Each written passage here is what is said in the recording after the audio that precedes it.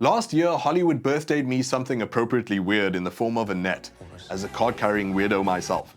It starred two of your faves who managed to straddle mainstream and left-of-field pretty snugly somehow. Marion Cotillard of Rust and Bone to some, The Dark Knight Rises to others, and Adam Driver of Logan Lucky and Kylo Chest. Torso Ren. The Lost Chest guy. Anyway, long chest short, it also marked the LA landing of card-carrying weirdo director Leos Carax in his English-language debut. So that's where you might know the dude for whom we roll out this week's Cinem-Anniversary-Rhesus. Specifically that he's balls-to-the-wall strange Holy Motors turns 10 years old this week. So if you by any chance liked what you saw with the net, it gets better, or at least wilder. This fever dream of a movie is kinda episodic a la Monty Python Life of Brian, and with similar micro-examinations of daily stuff we just consider normal. Or better yet, My Beloved True Stories by my beloved David Byrne, which you should also go give a look. It follows a largely mystery dude, an actor or performer, being chauffeured across Paris between various appointments to act the part of a banker, a broody hobo lady, a hardened gangster out for revenge, a dude on a deathbed, and a leprechaun thing on a warpath poetically named Monsieur or Mr. You know, day-to-day stuff. But really what I mean when I use that word daily is how much Holy Motors is a tale about how movies permeate our lives, and how with these diverse appointments it tangles with how movie character tropes, stereotypes, cliches, stimulus and response we might learn from appear and function in our lives. Like, did I pick up this chin stroke from TV? Is it me? How much of me is performance? How much of me is authenticity? And is there really a dichotomy, a trade-off between these supposed binaries of authenticity and performance? These are also very David Byrne questions, by the way. Big Talking Heads fan over here. But as a talking head, also and possibly more importantly, there is a character named Mr. who is truly a little shit. You ever want to see Mr. Lucky get his charms out?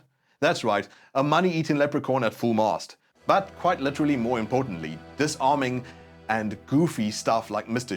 Keep in check any temptation to sort of check out as a person and take a safe laboratory-like distance from what's going on down there on the screen. I think of the centerpiece scene of The Square, where arty Monkey Man confronts aloof and analytical McNulty, who first smugly laughs off the performance only to find he's inextricably at the center of it and in real danger of being analyzed by the art itself, / dismembered by an overcommitted Monkey Man. If it's about the interplay between you and movies, be yourself, and if something's weird to you, you probably needn't get too academic. Just go ahead and say, the mocap serpents are silly as fuck. But for all my abuse of the word weird earlier, Holy Motors also kinda mocks you for lazily strictly writing off everything as so weird, without attempting an ounce more thought. You're often on your toes wondering, wait, is this part directed at me? Am I doing the thing it's presently taking the piss out of? But without ever lionizing itself or patting itself on the back. Love it or leave it, Holy Motors is thoroughly thought-provoking stuff, unflinchingly stringing you along until you're too deep to realize you were the protagonist all along. Also, it respects the power of a well-timed ape. So happy Cinem-Anniversary-Rhesus, Holy Motors. Do watch it. Vous connaissez le travail de Diane Arbus, par exemple? C'était une grande photographe américaine. Elle faisait des photos avec des nains, des géants, des monstres, des photos très, très humaines.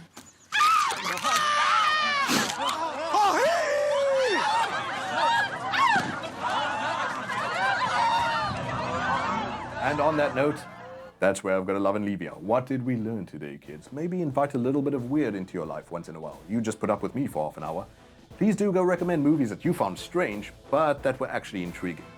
Same time, same place next week. JP Sebastian, foresee no evil. When the going gets weird, the weird turn pro. Love ya, bye.